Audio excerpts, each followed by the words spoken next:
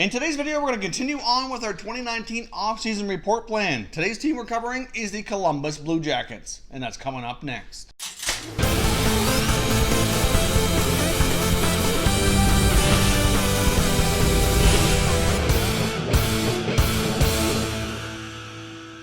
Hey everyone, and welcome back to another video here at Top Shelf Hockey. If you're new to the channel, thanks for stopping by. We review and discuss all 31 NHL teams. So if you're a huge hockey fan, consider subscribing and clicking the bell so you don't miss anything.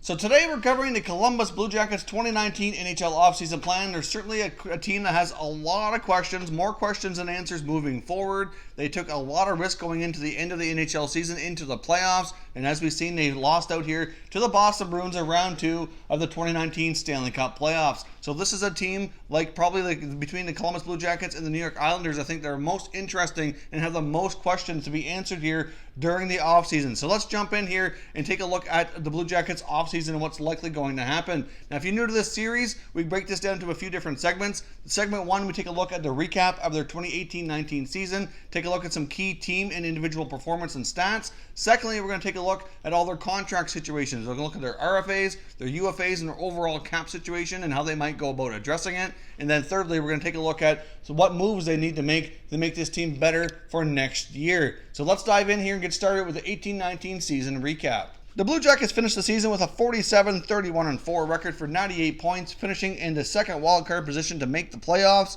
Obviously, it was a really tight race right down to the wire, but the Blue Jackets managed to clinch and get themselves in here. Now let's analyze some of their key team statistics from the past season. Let's first take a look at special teams. Their power play was not very good this year. They finished with a 15.4% rating, 28th best in the NHL. Certainly something that's going to need to be addressed for next year. But as I mentioned here, there's a lot of player personnel questions that need to be answered. And depending on what this roster looks like next year will also dictate a lot about how most of these stats go.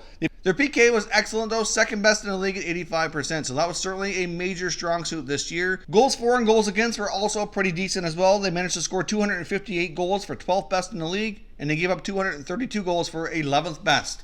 Now let's take a look here at some of their key individual performances, including goaltending and some of their top scorers. Goaltender Sergei Bobrovsky certainly had a pretty solid year, finishing with a record of 37-24-1.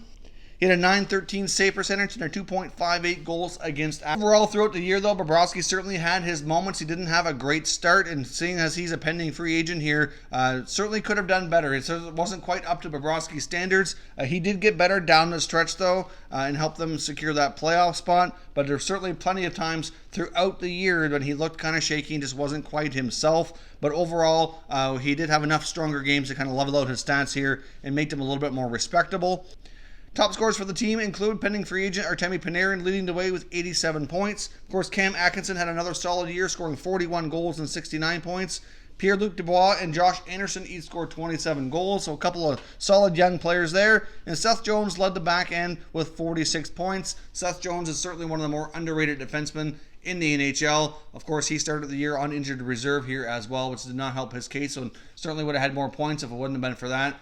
Seth Jones is certainly one of the better defenders in the league and had himself a very strong playoff series against the Tampa Bay Lightning and Boston Bruins as well. So Jones certainly going to be a big player for them for the future. The Columbus Blue Jackets were by far the busiest team at the NHL Trade deadline, making 4 fairly significant trades, really 2 of which got most of the playing time, but they acquired Matt Duchene and Ryan Dzingel, both in separate trades from the Ottawa Senators. Of course, they went out and got defenseman Adam McQuaid from the Rangers, and they got Keith Kincaid from the Devils goaltender as well. So obviously McQuaid and Kincaid were more of insurance policies, but Duchene and Dzingel certainly had a fair bit of playing time here down the stretch. So certainly lots of activity at the trade deadline.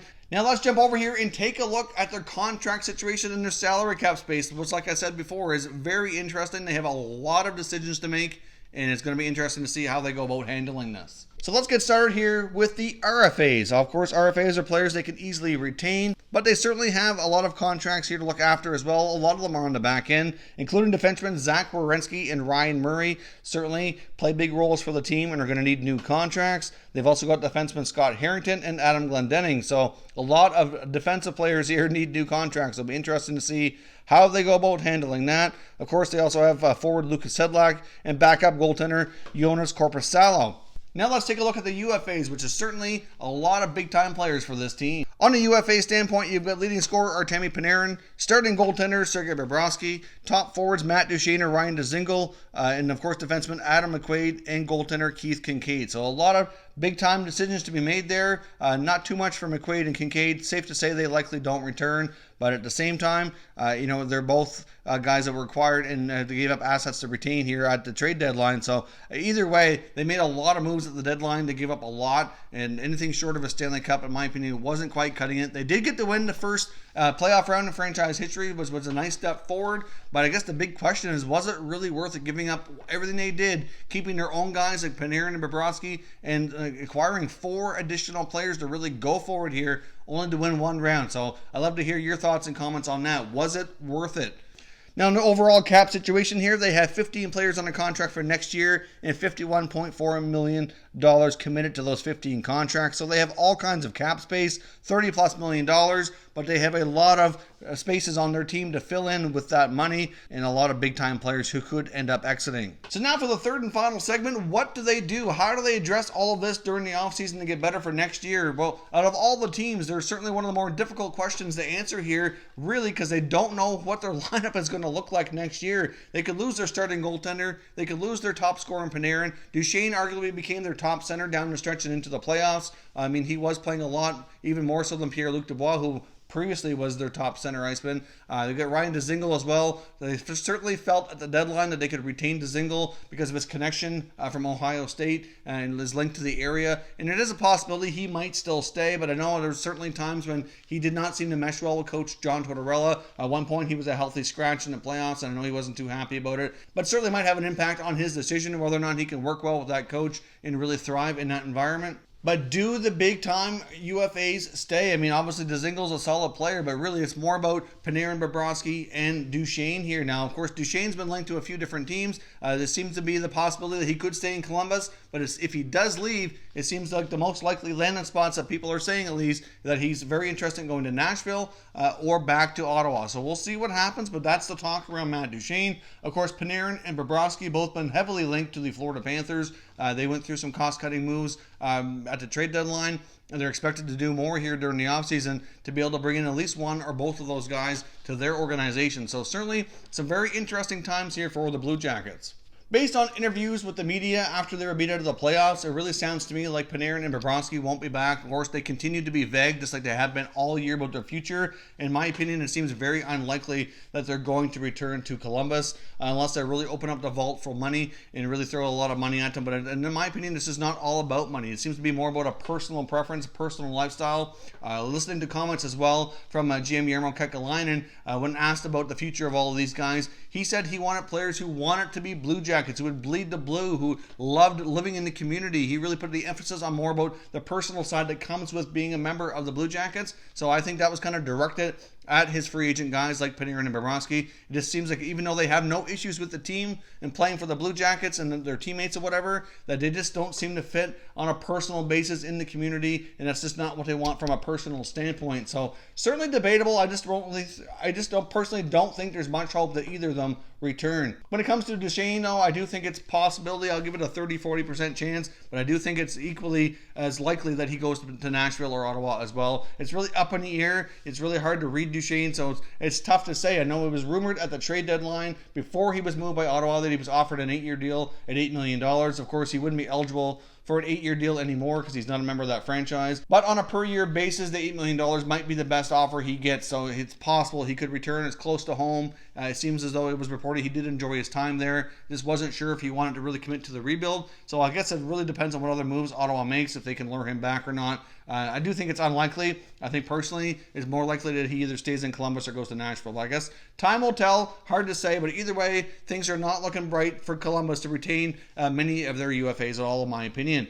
Now, of course, it's also possible they might lose their president of hockey operations, John Davidson. Of course, there's a big opening in the Big Apple after Glenn Sather announced he was going to be stepping away and heading into retirement here. And John Davidson appears to be the one and only candidate that they really are trying to bring back there. It was reported after the Blue Jackets season came to an end, after their playoff loss to the Bruins, that the Rangers did reach out and ask for permission to speak to him. So it certainly seems quite likely. Of course, he has a major connection to that franchise from the past. It would be the same type of role, but I'm sure they can have much deeper pockets to pay him much more money. So between the extra money and the connection to the franchise, I do think it is quite possible and highly likely that he does go. Now, fortunately, I guess for the Blue Jackets, the president of hockey operations is not a position that they absolutely have to replace.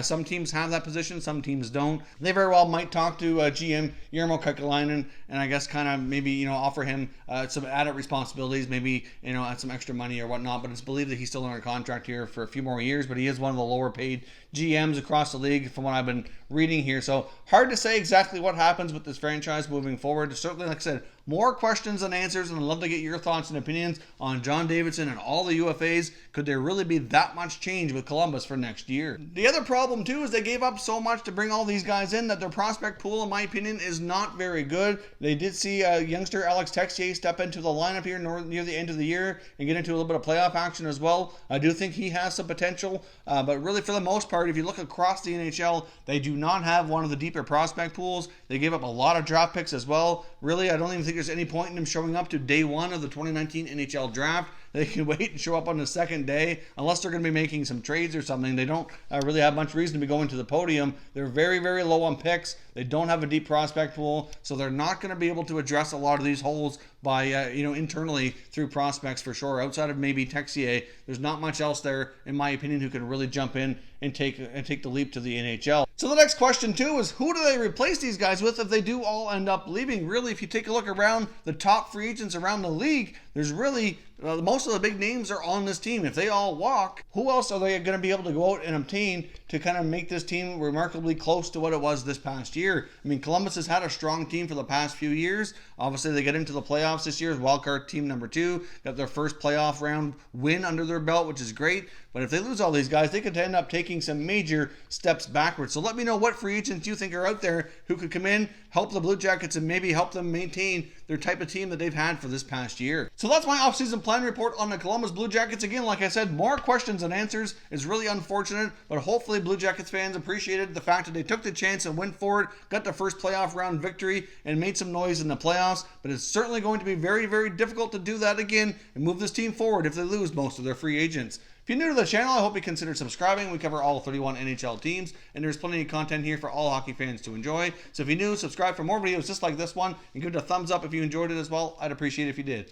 As always, thank you for watching, and I will catch you next time.